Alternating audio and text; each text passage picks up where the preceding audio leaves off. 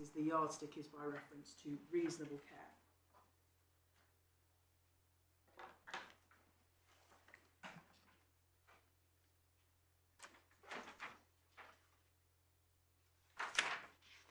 Thank you. Yes.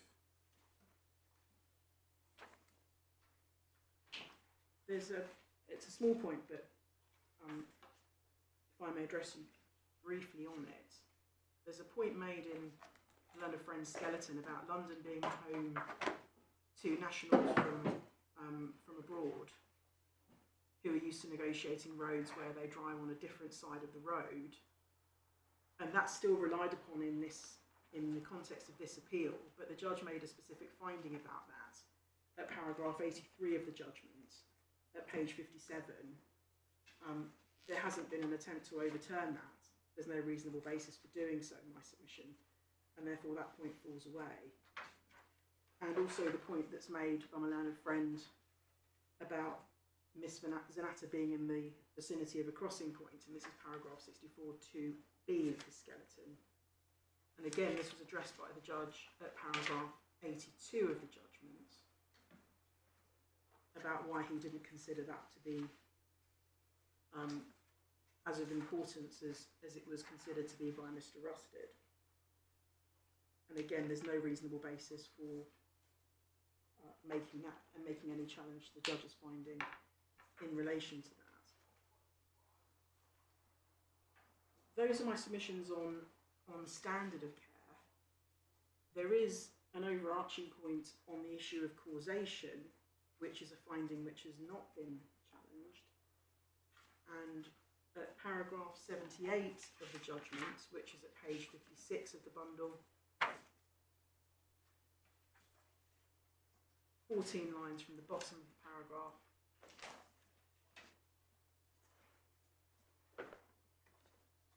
the judge makes the finding that the driver was driving around 25 to 30 miles per hour when he first became aware of the claimant moving towards the curb, and he found that this was not an excessive speed in the circumstances. That's not been challenged.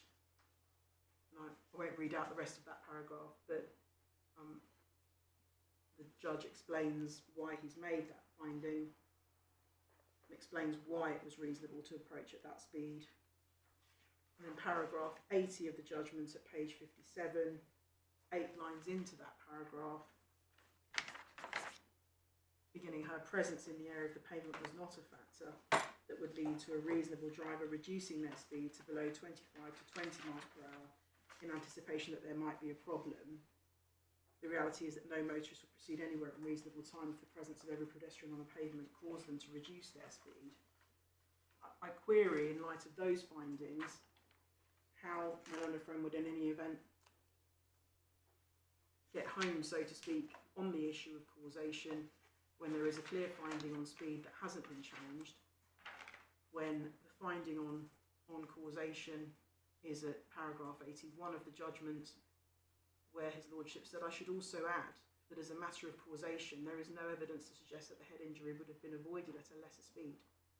And understandably, no figures have been advanced as to what the safe speed of impact with a heavy vehicle would have been to avoid the head injury suffered in this case. But of course, there was no finding that the driver should have been travelling at a lesser speed than that. That completes my submissions, unless there are any specific queries you wish me to address on ground 2. I think so, thank you. Which leaves ground 3, which is the issue of contributory negligence. And the leading case on this is Eagle and Chambers, and that is at the authorities bundle at page 43, and it's a judgment of the Court of Appeal at paragraph 16.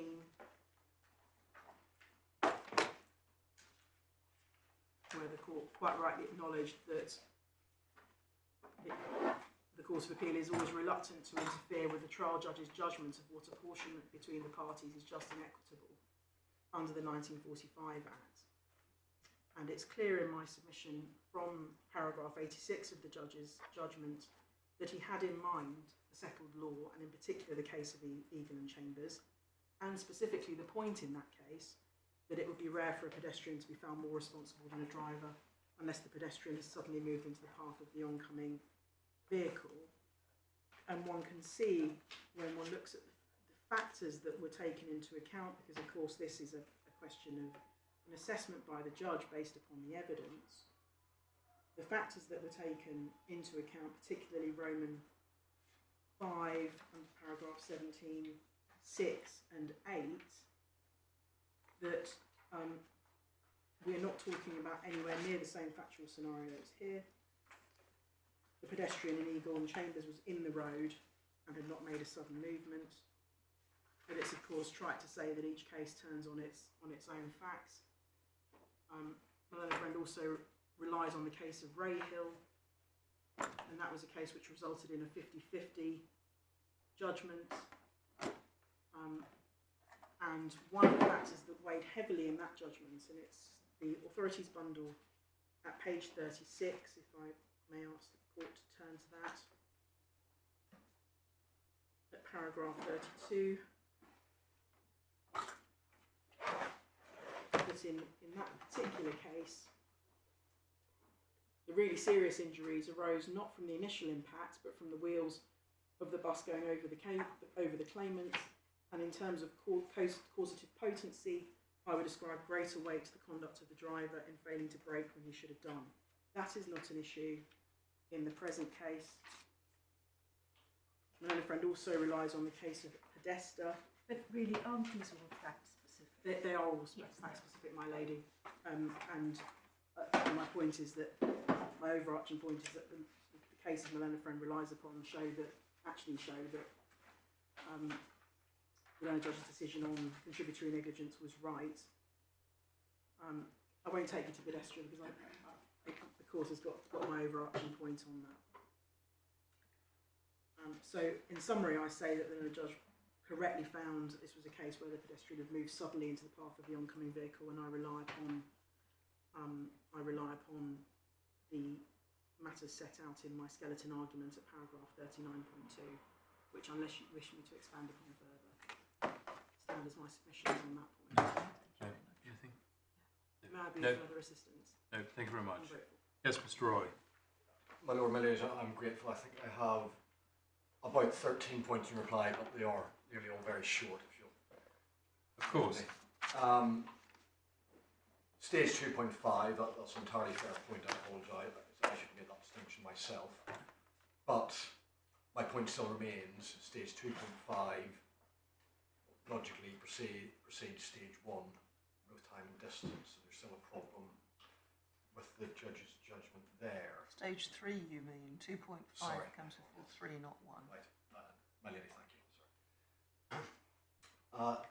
The next point is about the status of the 22.63 to 24 metres. So Yes.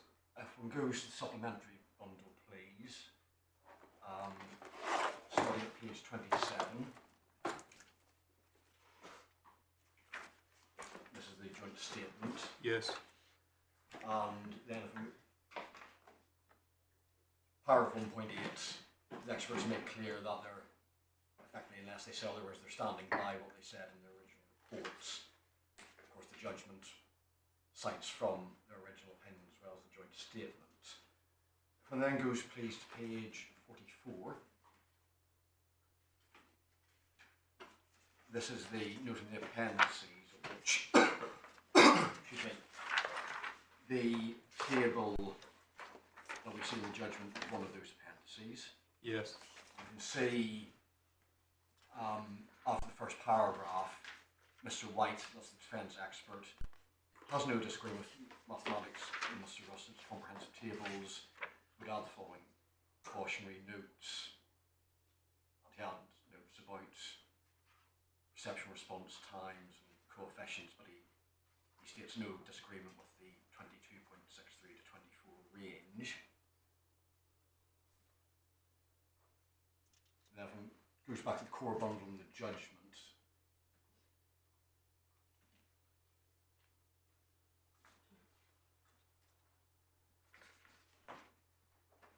We've already seen that the 24 figure was the defendant's expert goes to page 51.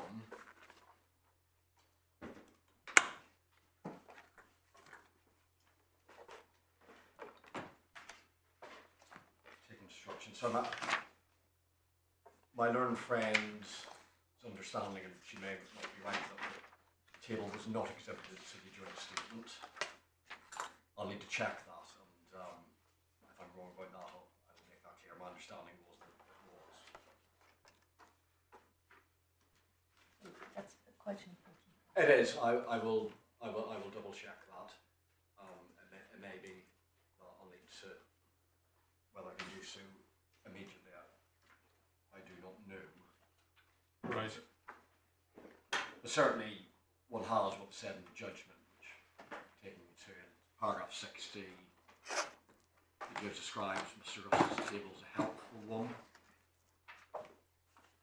No suggestion that, as figures, the crown rises are a matter of lively debate, but as figures, there's a problem with the figures there. And paragraph 61, the next page, the judge seems to accept those figures as far as they go. He makes the point accurately that the table shows that an initial speed of 25 miles an hour, accident probably not avoidable, but the corollary is the table equally shows 20 miles an hour, as was agreed it would have been.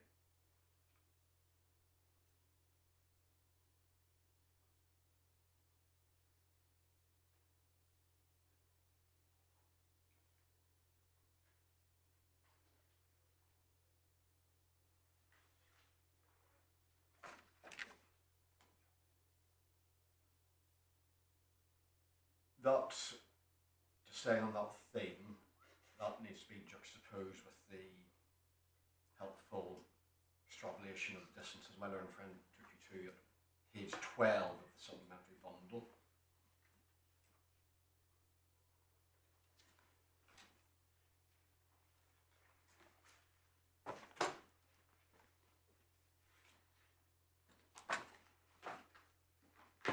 You can see there that the 9.7 metre figure is about half the width of Fillmore Gardens.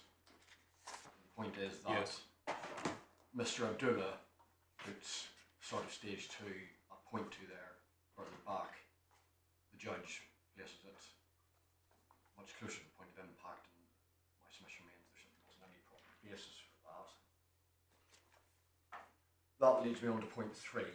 Does it matter, is the question posed? In my submission, it matters a great deal. It really vitiates the entirety of the judge's analysis. For example, paragraph 78 on page 56, when he says that it's all happened in close proximity. What that finding does is, in relative terms, to massively compress the time available to avoid the accident, which was the crux issue. Point 4, if I'm right that the judge's analysis of issue, where does that leave us? Well, again, I revert to what I call, it'll be a matter for the court as to whether the court accepts this fair characterisation, what I call it simple common sense analysis by reference to what the duty was. The duty, say the DVSLA guidance, was to, insofar as reasonably possible, take a safe speed, which meant a speed one could stop in time. Now, I accept there's going to be many cases where that's not possible. But that's not this case. Mr. Abdullah's evidence is not, I could not slow my bus down to 20 miles an hour. He says, or his understanding, was that the reasonable speed he was going at stage 1 was 25 miles an hour. So the thrust of his evidence is that was perfectly possible for him to bring his speed down to a safe one. He just failed to do so due to negligent misjudgment, which any driver can make, but nevertheless attaches liability. The rhetorical question would be, well, what's the point of a duty to adopt a safe speed if not to avoid an accident such as this? Again, there'll be times when things just happen far too unexpectedly. My not this case. The fifth point I would make is in response to my learned friend's point, well, we can't be precise, we don't have CCTV and so forth. Well, that's true as far as it goes, but I query, where does that leave us? The logical conclusion that would be the court should go, the judge should have went, he didn't. I can't make any sensible findings, therefore the claim fails in the burden of proof. Ladies and gentlemen, that simply cannot be fair in a circumstance where the judge said fairly and squarely to me, I am not going to decide the matter in the burden of proof.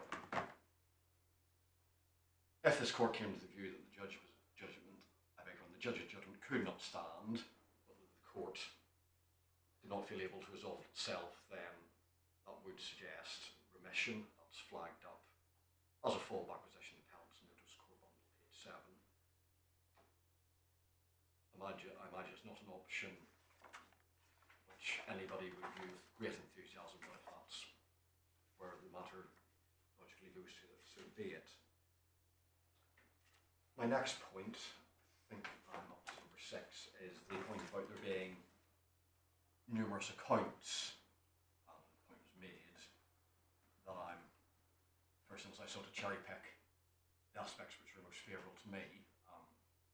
Well, I would say to a degree I have, but it's not unusual. What I say is that said there, for what's worth, is that, well, the inculpatory statements are more likely to be reliable than the exculpatory ones. But that's all water under the bridge. If one look, indeed, wasn't much of an issue even then. If one looks, please, at page 106, supplementary bundle. My learned friends quoted from my closing submission, but not done so comprehensively. It's paragraph 32.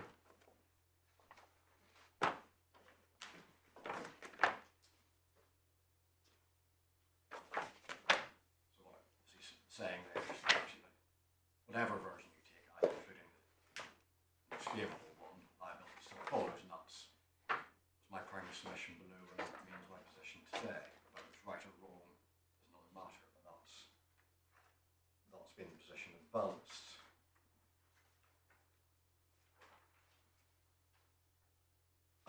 My next point is that the relevance or otherwise of the 19-metre observation. I said it's not a key issue, but it is relevant this far. Again, it feeds into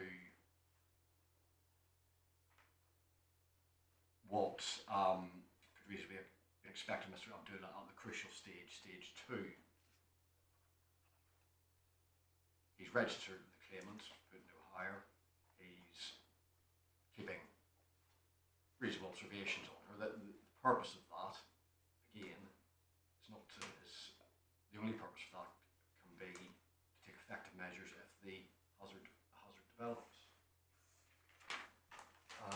Next bullet point, point 8. Not obliged to accept agreed expert evidence. Well, yes, but A, my submission judge was obliged if the parties adopted it. We've been through the papers in quite some detail. I certainly have not been able to identify any point where anybody said, judge, go behind the agreed expert evidence. But also, if a judge was going to take an option, they certainly need to give good reasons for doing so. Detailed ones, that's not really the case here. With point 9, standard of care, I'm not critical for the judge for citing Uhanonu. What I'm critical for is not, as the court will have its own views as well as fair criticism, but I do say he has not properly factored into account the relevant guidance. Uhanonu, yes, putting a bit high to describe it as the lead authority. It's not a report, it's not any of the law reports. But in any event, the facts are entirely different from this case. It's perfectly, the context adds up. If my ladies and my lord read the judgments, the context added quite a lot of colour to what was said there. This was someone who gave an untrue account point, in fact, hopped over into a prohibited area. That's when she was struck by the bus. It's a million miles away from our case.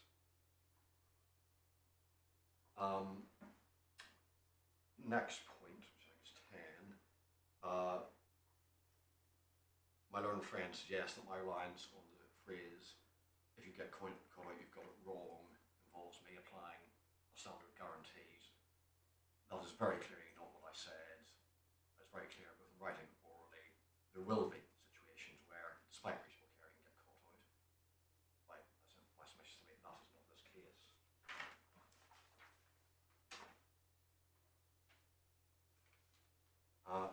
Next, penultimate point, subject to my take instructions, point 11, I think. The other cases relied upon, they are entirely fact specific. At least neither of the ones Scott or Birch involved a bus.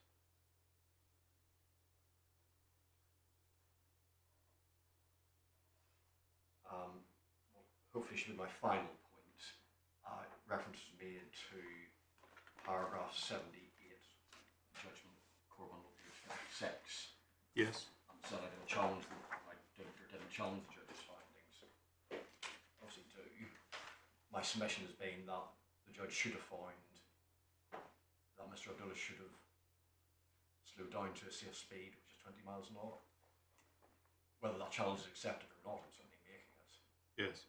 And likewise, as regards causation, well, it's common ground that if we'd done so, the accident would have been avoided. That's the answer to that. Could the court give me a moment whilst I check Yes, behind of course. me, please?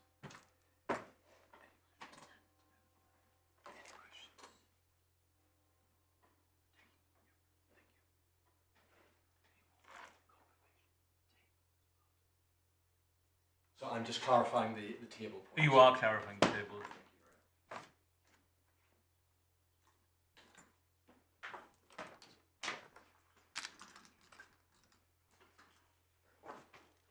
I'm informed, I'm very grateful to Ms. Caceres for correcting me. I'm informed it did not form part of the appendix. Thank you.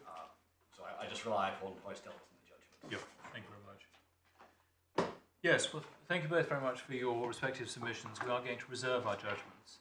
They will be provided to you in due course in the usual way for correcting typographical errors, and you know that they are only provided to you for that purpose and not for further use or dissemination. And we would hope once you've got the drafts, you'll be able to agree a proposed order, but if not, we will deal with any outstanding matters on short submissions. So again, thank you both very much.